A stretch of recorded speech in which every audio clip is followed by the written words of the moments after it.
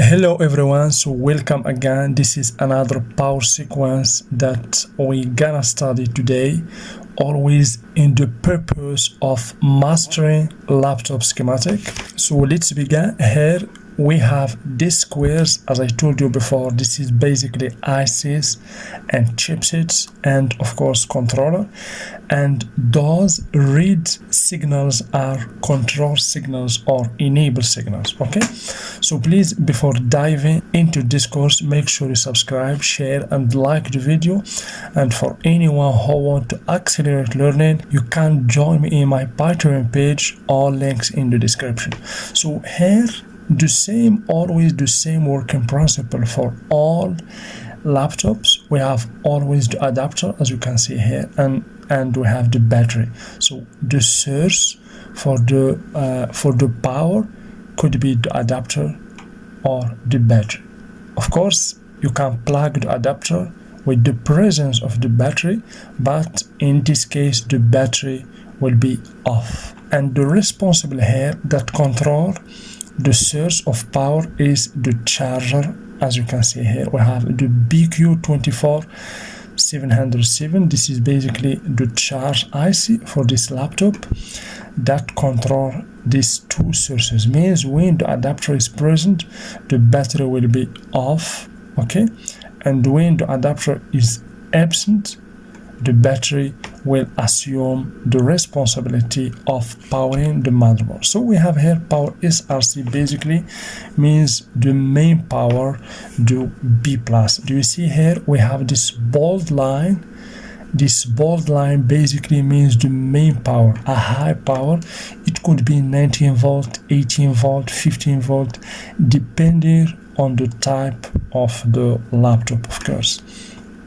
And here we have a little bit a thin lines, means this is a low voltage and signals. So the difference here, or the information you have to put in your mind, is these two voltages, 3.3 volt always and 5 volt always.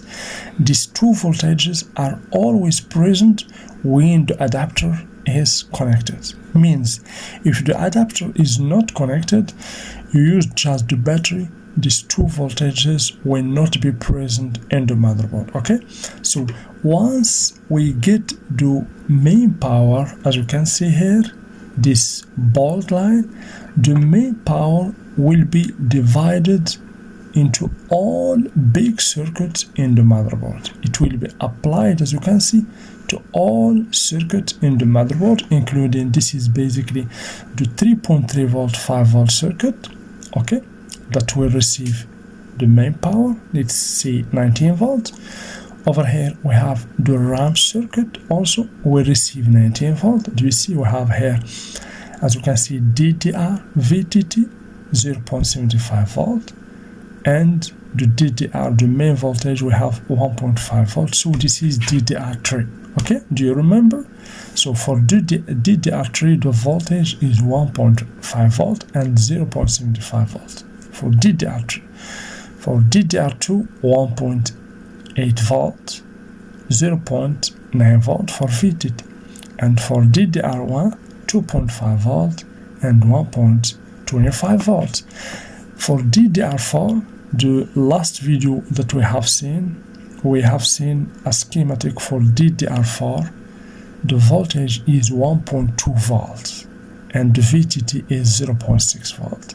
And of course for DDR5, a very improved memory, the voltage here is 1.1 volt, okay, as main voltage, and 0.55 volts as the secondary voltage, or the voltage for terminal, okay.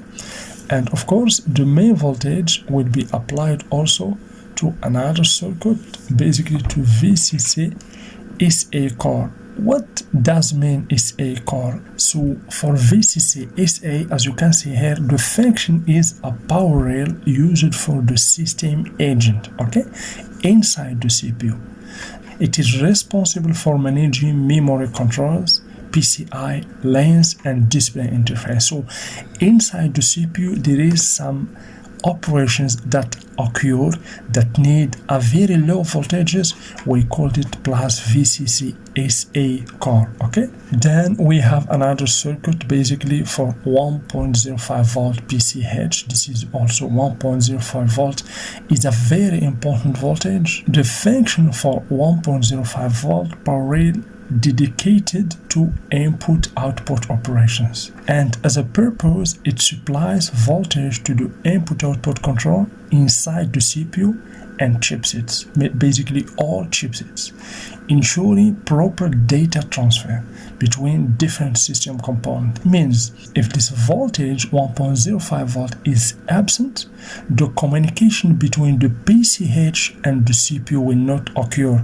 Then you will get a data error, not a power error but a data error.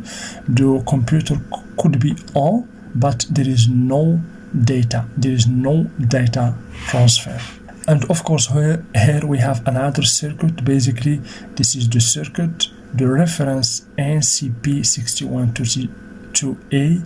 this is basically will be applied to three MOSFETs. Here we have basically three voltage regulators in order to get, of course, the VCC core. This is the main voltage for the CPU and the voltage for the graphic. Okay, so the main voltage here will be applied to all circuits one by one, and of course for any circuit it has basically the control signals. For example, for 3.3 volt circuit and 5 volt voltage, we have 3.3 volt enable, we have always on. This is basically two enable signals coming from the embedded controller or the super I/O. So without these enable signals, even if you get the main voltage here, we cannot or this controller or this IC, even if it get or it receive the main voltage from the power SRC here, but the absence of these two enable signals means this IC cannot generate these two voltages. So these two control signals coming from the embedded controller or the super I/O. The super I/O basically is the IC that is responsible for all powers in the motherboard. The same for this circuit for the RAM also. It has, as you can see here, other basically control signals, including SIO sleep S3, SIO sleep S4, because here, as I told you before, for the RAM, here basically we are in S5 state, but here we are in S4 and S3 state. That's why we have these two enable signals, of course, and another signal, we called it 1.5 volt suspend power gauge. Okay, this is a power gauge, means this signal comes after generating the main voltages, including 3.3 volt plus 5 volt and some primary voltages. Okay, and of course for the VCC core, here we have another enable signal.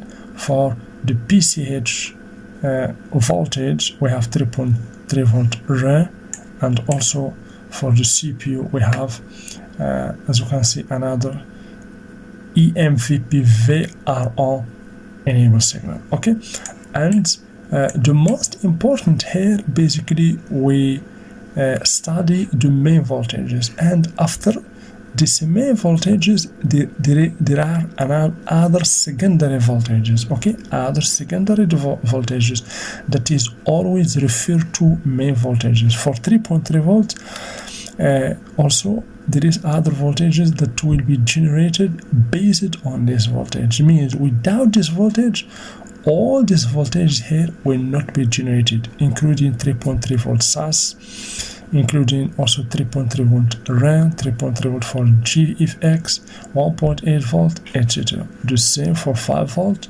there is other voltages.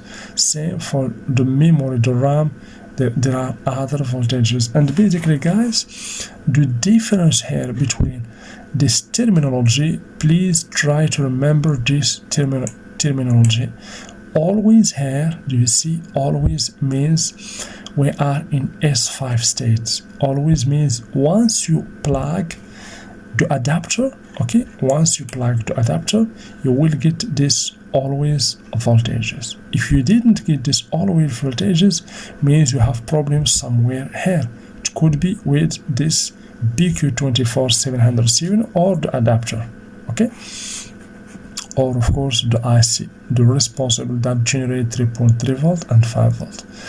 So if you didn't get these voltages, you have to check the main voltages here, the source. Okay, so we have always voltages, we have SAS. Do you see SAS or suspend voltages? These voltages, basically, as you can see, we have SAS here are generated in S4 and S3 state, as you can see, and we have the RE voltages or running voltages. Those basically are generated in S0 state. Okay, in S0 state, after all voltages, main voltages are generated. Okay guys, the same for all circuits. Always we have secondary voltages, as you can see, for all circuits. So guys, thank you very much. I hope that you understand a little bit about this power sequence. So why I'm focused on studying the power sequence? Because the power sequence gather all motherboard parts and circuits. If you understand it, you can work on the motherboard troubleshooting and isolation failures easily, because you can just work by imaging the power sequence and the schematic, and you can fix and figure out the problem easily. So please guys, don't forget to subscribe, share and like the video. And for anyone who want to join me in my Patreon page, you are very welcome. For anyone who want to accelerate learning, you can join me in my Patreon page. And by the way, the schematic, you can find it in the Patreon page. All links in the description. Thank you very much, and see you with the next video.